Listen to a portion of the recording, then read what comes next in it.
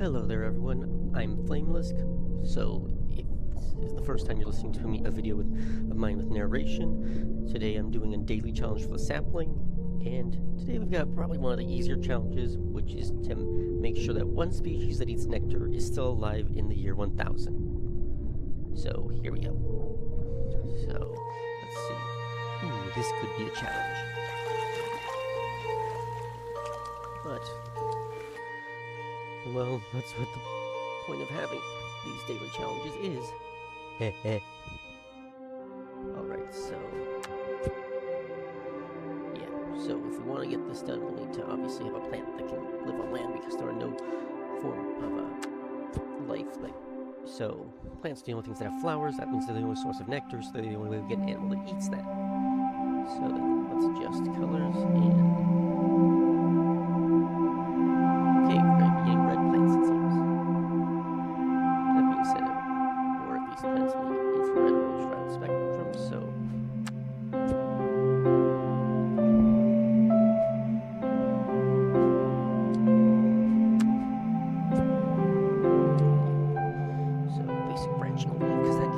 best in the game.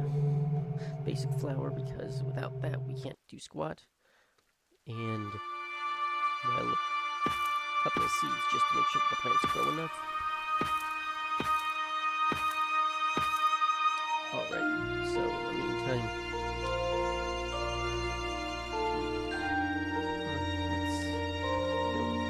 let's make some algae just because I want to do something with the ocean. So, lower this. Probably best if we do this kind of thing. I guess we're gonna have reds everywhere. I probably am gonna go over a dedicated tutorial later on just to explain all these things, so people who are just listening don't get confused by what I'm saying. But for now,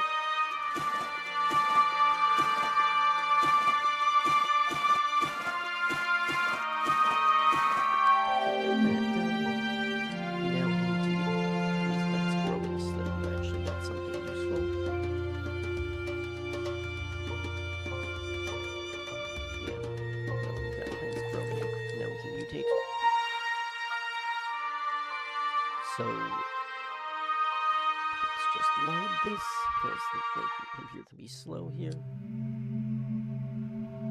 So first off, if we want to get usage out of these, we need to get some better seeds. So this will be important in a bit. You'll see why, but first let's do that. So 3, make that 4, but with the lead we've got, we want to get nutrients out of there, so nope. And let's see. Roots. First time in a while I can use those mangrove roots. Now, if we want to get something out of this, we're gonna need to be producing stuff that actually is useful, so yeah. Well, that limits us considerably, but I can work with that.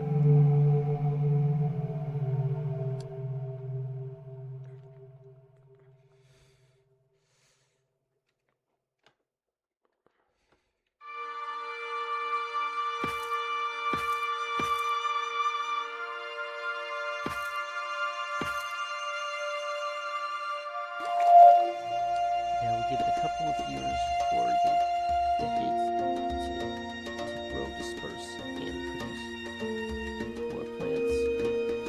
Oh, good, that was very forward. It kind of gives you like a century or two as the advised point for all this. And now let's design it out.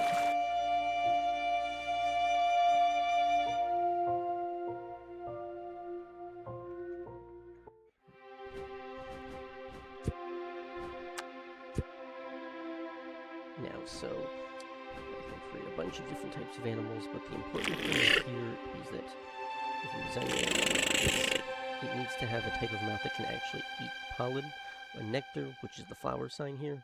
So the primitive proboscis is the basic example. There's also the nectar feeder over here, temperature, thing, yada yada. So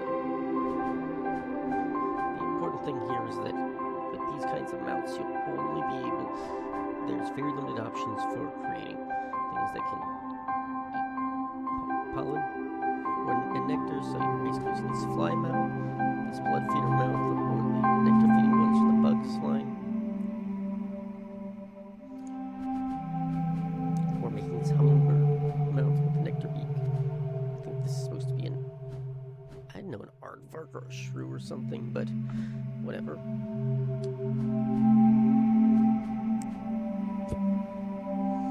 So let's make this little creature, let's make it look good. Let's make it green.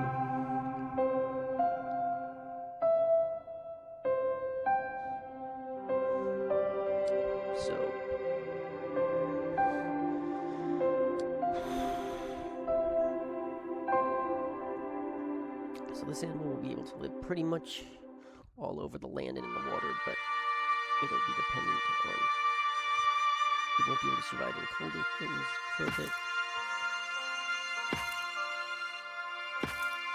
So let's hope this one can survive.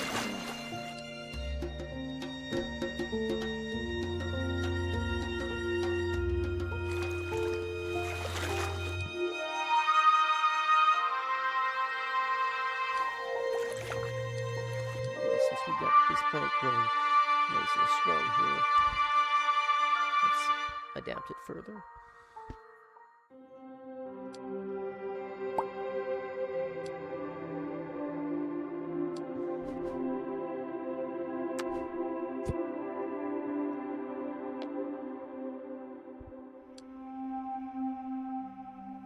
So, plants that have the same types of flowers will be the kinds of plants that can be used for where they can cross-pollinate and share gene traits.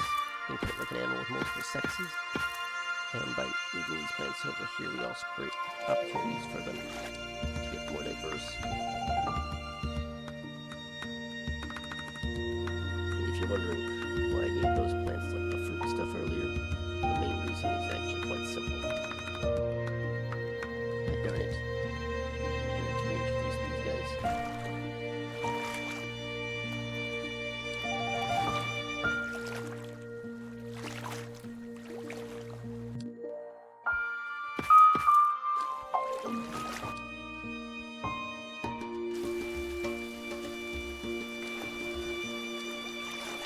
Now let's mutate these guys just because they're going to die easy otherwise.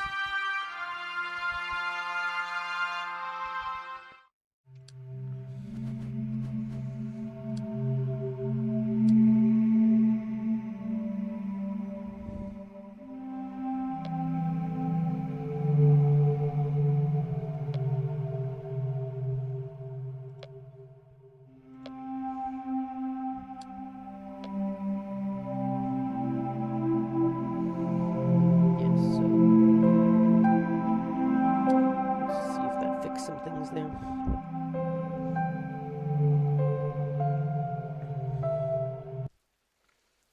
Ah, yes. Success.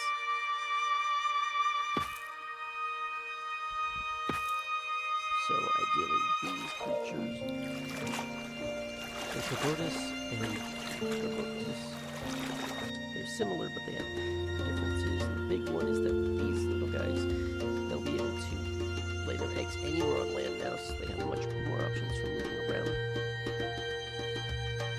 The eggs won't be able to survive deep in the water unlike their relatives, but that means that they'll have more generous options for going around and living.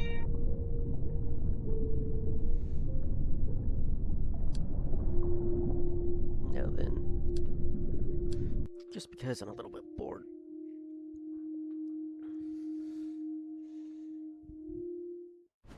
let's make something else to live in the water and do more stuff.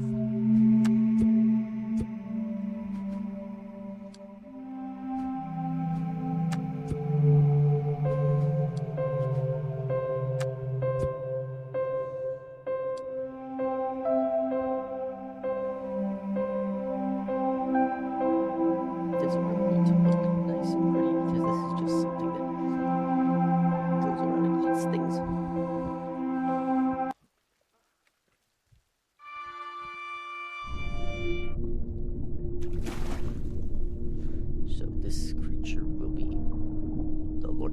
Totilops will be our first basic marine creature. Assuming he doesn't die by accident, it's just going to be living in the ocean, eating all these things, and being a beach living captain, or more like ocean creature.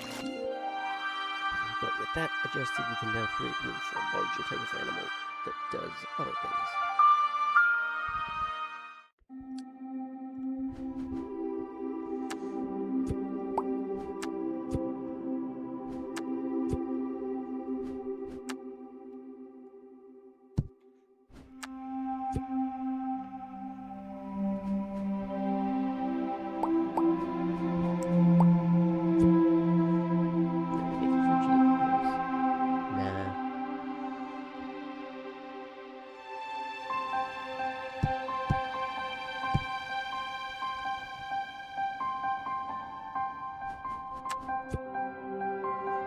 This looks kind of silly, but why not? So, away with those eyes.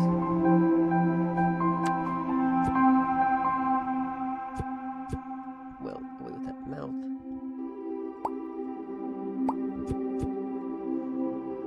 Let's add some more legs for this ocean floor walker, and finally, let's make him look a little bit weirder.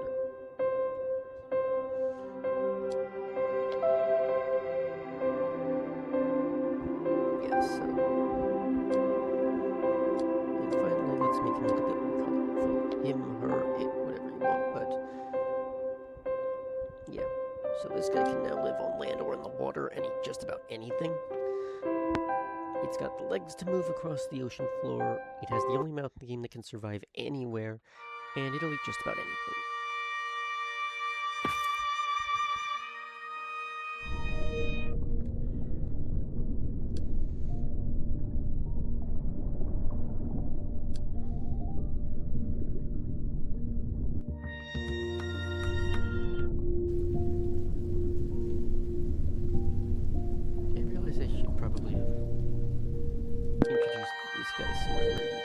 Food options, or so let's go see how this guy does. Yeah, this guy can eat just about anything, and he might fall into land and eventually start eating everything else. Once the food becomes problematic, wow, let's see if these guys are doing well.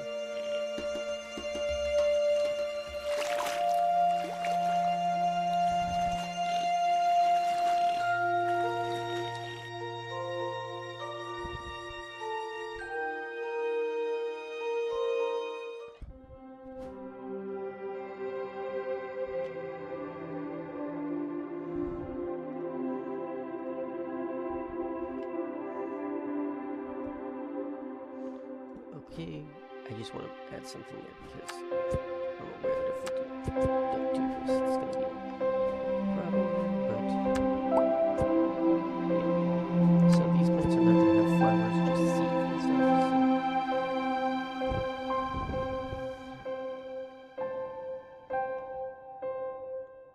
so. The seeds, of course, can be eaten, but this will hopefully allow them for a more complex ecosystem that doesn't actually need to exist there.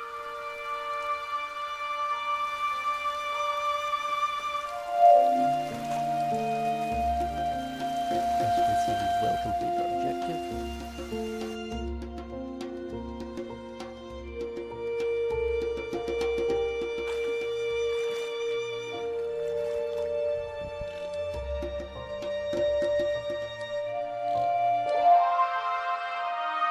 Now I'm going to change this guy up and actually backwards evolve it, if you will.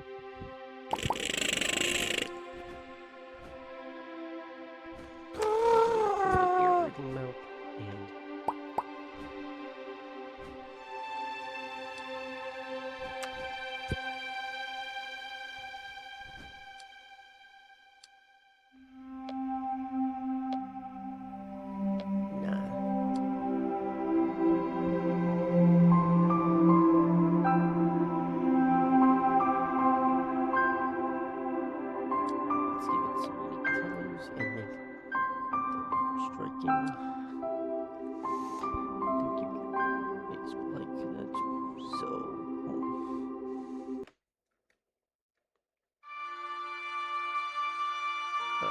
That's what the problem is. In which case, let's redesign them.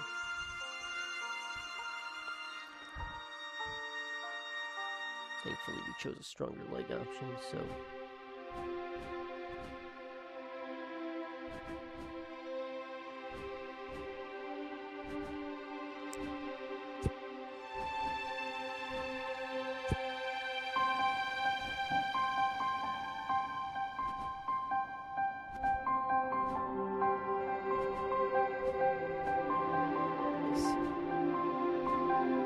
That's annoying.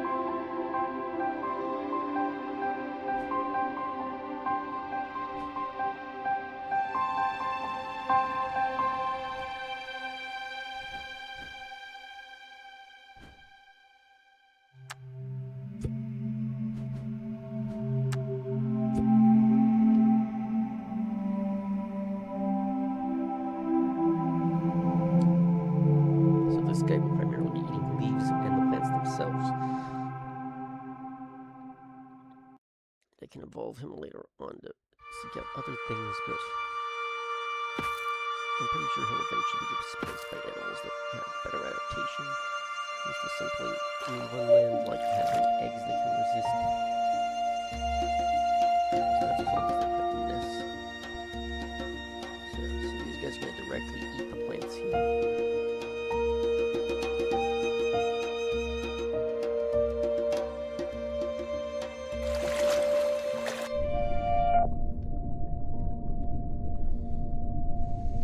So these guys can theoretically eat all this meat when it ends up on the ground.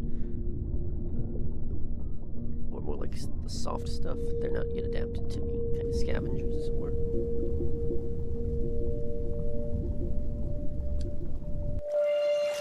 Well, these guys are continuing to cook on primarily by eating different foods. Specifically with the trunks, they can not only eat the nectar-rich flowers, but also the seeds of other plants and fruit. So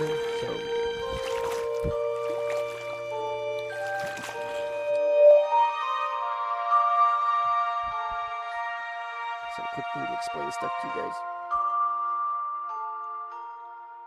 I'm not going to create some new, but I got new options here. So the primitive seeds, basically the first way for plants to produce more of their kind, so they provide some energy with being eaten. They can travel the same distance with or without wind, but that's all they can do. So from here on out, though, we can change it up. So these dandelion type seeds will be able to travel much further with strong winds to long-term plants where there's lots of fluid. These seeds are kind of like cockleburrs or, things that get stuck to your clothes and eventually fall off somewhere. That provides the option for better dispersal for animals to move around all the time. This is the chain for edible for roots and seeds, so animals will be encouraged to eat these with specialized mouths. The trade-off is they get a lot more energy as they do. This type actually floats and is meant to be for flying animals. These are hard nuts and stuff that give rise to things like coconuts. This one can fly kind of as well. And finally, this represents the plants that can actually go and float in the water. Again, this is more like the coconuts right here. So this is something for... So this one will float versus this sinking, which gives you options for, getting around places. And this also floats. These are different types of leaves. So on the extreme, there's compound leaves. Okay, so this is the proto-leaf. You can go to hollow pipe leaves with them, branching ones. These are membranous leaves.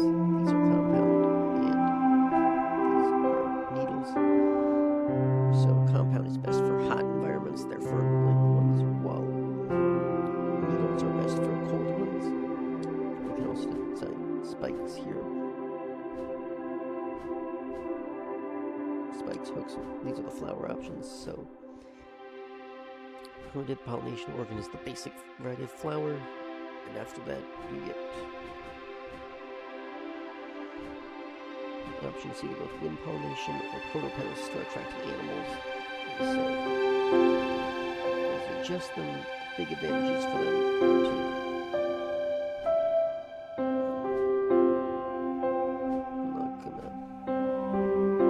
new types of flowers, and the big flower advantage in terms of the fact that these flowers eventually make the option to create carnivorous plants.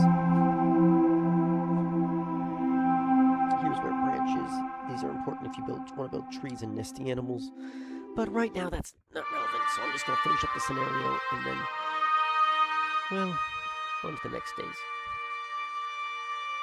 Sorry, it needs a moment to load. You might notice that that's a 0, 0 for millennia, so it takes a moment usually to load, and then after that, the game doesn't crash on me.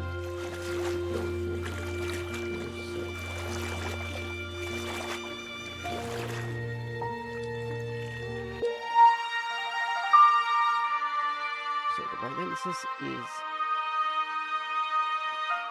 our base for an animal that's adaptable and can go anywhere, so because we're gonna give it these legs. Well, that's annoying, but didn't do much.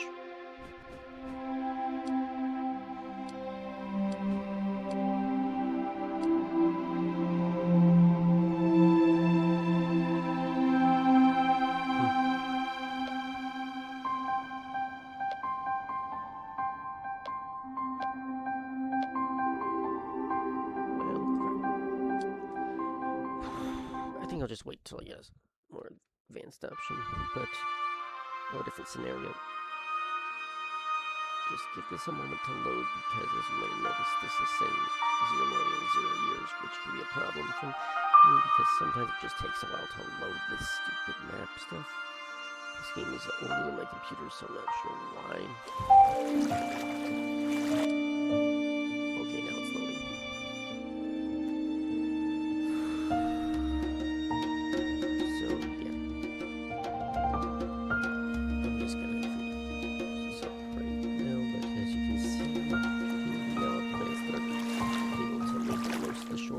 Eventually we could design ones that could live here, but frankly those are totally irrelevant to what I'm aiming for right now, so...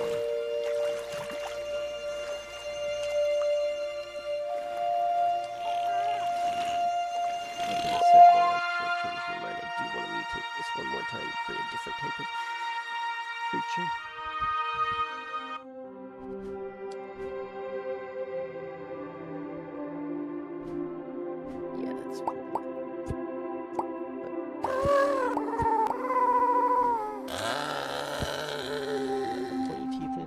So the big advantage in environments that have where you put in pointy teeth creatures is that these things, as you can see from the diet stuff, can eat meat. They can either eat small animals whole, or younger ones, or fresh meat, or old meat.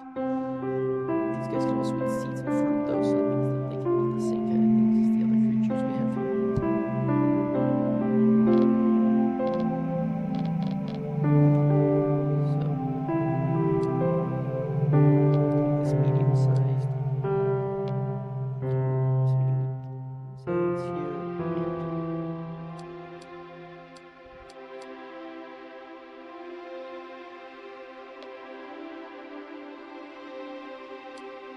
Okay, so that is a problem. Oh, that's why it couldn't go anywhere. This is a really cool planet. Yeah, I probably should have checked more with this, but... yeah.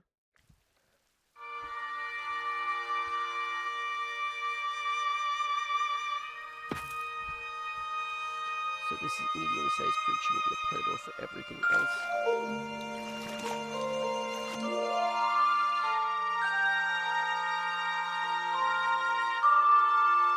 And speaking of this, I think I realized why I couldn't get the plants to go there earlier.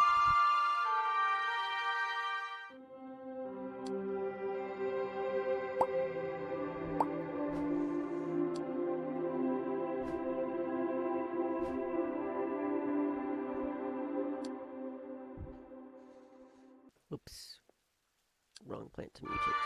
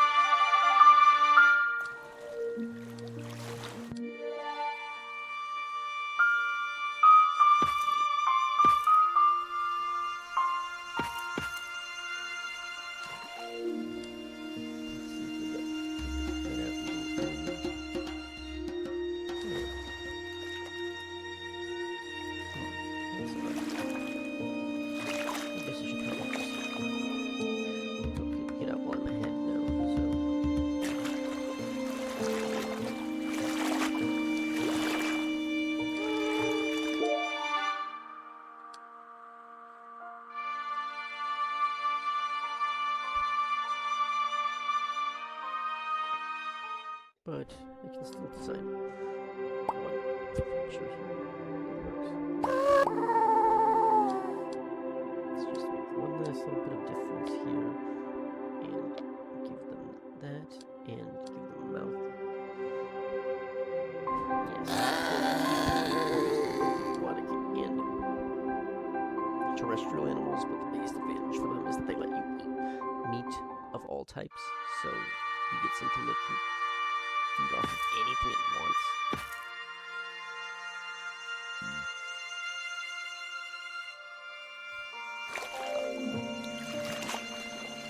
You guys can also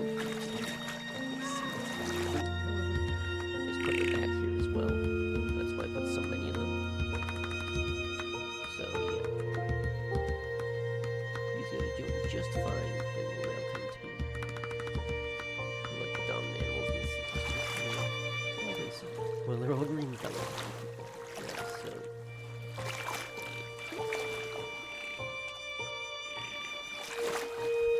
I've had success and just nothing messed with it any longer, so yeah, you can see that stuff here. So now I'm just gonna time it out, let this game time itself out.